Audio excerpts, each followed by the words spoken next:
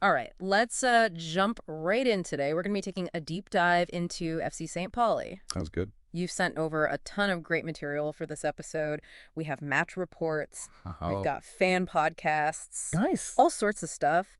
And we're going to focus primarily on their recent 3-1 victory over Holstein Kiel. Yeah, that was a big one. It really was. So let's dig into it. But I think this goes beyond just like the score line itself, right? Oh, absolutely. I mean, this win, it had a very different energy to it. Okay. St. Pauli had a pretty rough start to their season at home. Really? 5 games, no goals. The pressure was definitely mounting for them. Wow, yeah, I can imagine. Yeah, 5 games is a long time. It is. Especially when you're playing at home. You want to get those 3 points, Exactly. And the match report even, it declared Erste Heimtor, Erster Heimsieg. Hell yeah. Which means first home goals, first home victory. So it was a huge relief for the fans, I'm sure. Huge relief. And I think it was a turning point for them. Oh, wow. It wasn't just about finally getting that relief. Yeah. It felt like a real shift in their momentum. Interesting. Psychologically. Think about it. 64 attempts on goal without finding the net. And suddenly, boom. They break through. They break through. And they do it such a decisive way. It just breathes new life into the team. Oh, wow. Especially against, a fellow newcomer like Holstein Kiel. Makes sense. Yeah. When you're kind of, both teams are new to the league. You want to prove yourself. Exactly. And how they did it, too. Like, I was listening to the fan podcast, and the way they were describing Saliakas' goal. Oh, yeah. That low, powerful drive. That's worth seeing indeed. For sure. But it's interesting because some of those fans on the podcast, they felt that this match was more like a Zweitliga game. Right. In terms of, like, the physicality and the tactics. Yeah, I picked up on that, too. Does that make you wonder, like, how St. Pauli's style will actually hold up against some of the top Bundesliga teams? That's a really good point. You've got fans out there comparing it to their old stomping grounds, the second division. It does make you think, was this win more of a throwback? Or is it actually a sign of things to come? I guess only time will tell, right? Exactly. We'll have to see how they adapt as the season progresses. Yeah, for sure.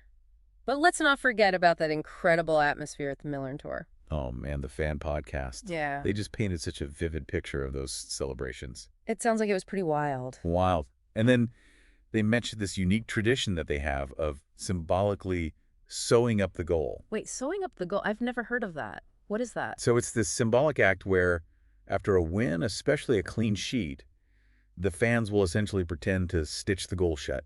Oh, wow. That's so cool. Like they're locking in that victory. I love it. It's just such a fun, quirky way to celebrate. It is. And it really speaks to, like, the dedication and the humor of the St. Pauli fan base. Right. Speaking of dedication, the podcast also mentioned this fan who couldn't make it to the game. Oh, yeah. But they were worried that Jackson Irvine wouldn't see his Australian Aboriginal flag. Right? So they convinced a friend who was going to the match to wear the flag instead. Oh, that's fantastic. I mean, Irvine might not be scoring as many goals as he did back in the Zweitliga. True. But his leadership and his tactical awareness, they're still crucial for St. Pauli. Absolutely. I mean, those fans were calling him a tacktaber. A pace setter. A pace setter.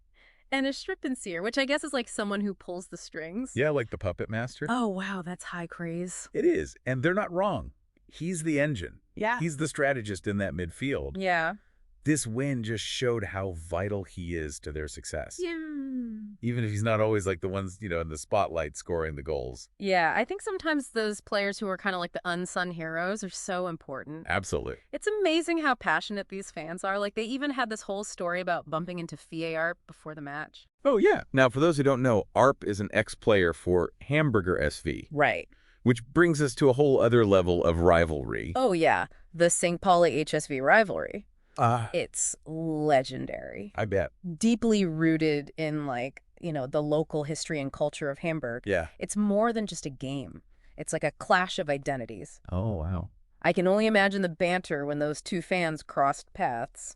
Yeah, I bet that was pretty epic. For sure. It reminds me of how the podcast reacted to Underhacking getting a red and blue tiger as their new mascot. Uh-huh. They were like, oh, it's a perfect fit. Yeah. Almost too perfect given their team colors. Red and blue. Red and blue, exactly. Yeah. Which, of course, got them thinking about St. Pauli's iconic mascot. Oh, Zeki the Pirate? Zeki the Pirate. He's not just a mascot, though. Yeah. He really embodies the club's anti-fascist roots and their kind of rebellious spirit. Absolutely. Yeah. You know, that's something that really sets St. Pauli apart. It does. Speaking of setting them apart, the podcast also got into some more serious topics. Oh, yeah. They were talking about, like, the financial pressure that smaller clubs and venues are under these days. Right. And they emphasized how crucial it is to actually support local arts and culture. Yeah, that's such a good point. Before they disappear. It is.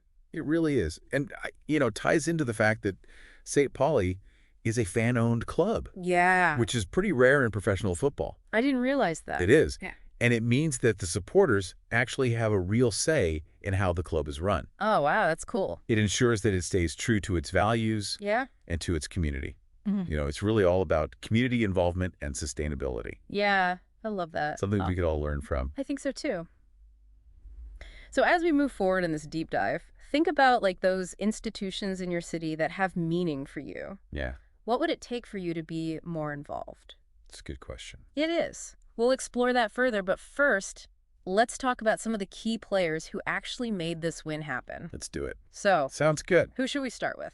Let's start with a player who's been generating some serious buzz. Manolis Saliakas. Oh, yeah. That goal he scored to break the home drought, it was truly something special. The fans on the podcast were absolutely raving about it. Rightfully so. I mean, they were saying it had that, like, Bundesliga quality to it. Yeah. You know, that mix of skill and speed and smarts. For sure. That kind of sets the top players apart. And it wasn't just a one-off performance either. Saliakas was a constant threat down that right flank. Really? Creating chances. Really? Putting pressure on the Kiel defense. Do you think this is like a sign that he's truly arrived as a force to be reckoned with in the Bundesliga? I think he's definitely showing that potential. Okay. And, you know, the more experience he gets at this level, the more dangerous he'll become. That's scary for the other teams. Yeah. Another player who really impressed me was Johannes Eggestein. Oh, yeah? He didn't score himself, but he had those 2 assists. Right. And he just seemed to be everywhere on the pitch. His energy was infectious. A real spark for the team. Yeah. Even Coach Blesson. You know, he praised Eggestein in the post-match press conference. Oh, really? What did he say? He called it a Tullespiel. A great game. Yeah, and Blesson also gave shout-outs to Etienne Guilavogi, who scored that crucial second goal. Yeah. And Dapo Afolayan, who set up the third. It was a real team effort. Absolutely. It really was. So, you know, we've talked about the individual players, but it sounds like it was really that collective spirit that made the difference. Absolutely. Individual talent is important. Yeah. But it's that, you know, that collective drive that ultimately leads to success. And with the St. Pauli fans behind them, yeah. I can only imagine how much that amplifies things. Tenfold. Yeah.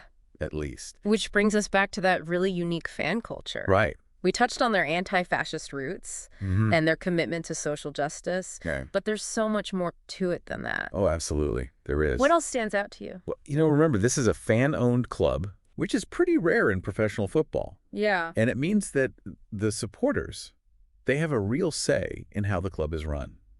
Wow. It ensures that it stays true to its values and to its community. That's amazing. It's really all about community involvement and sustainability. Oh, I love that. Yeah. I mean, the podcast really emphasized that St. Pauli is more than just a football club. It is. It's a cultural institution. Right. It's a symbol of the city. It's a place where everyone feels welcome, regardless of background or beliefs. It sounds like a really special place. It is. It really is. And it's such a powerful example of how football can be a force for good. Absolutely. You know, fostering community. Yeah.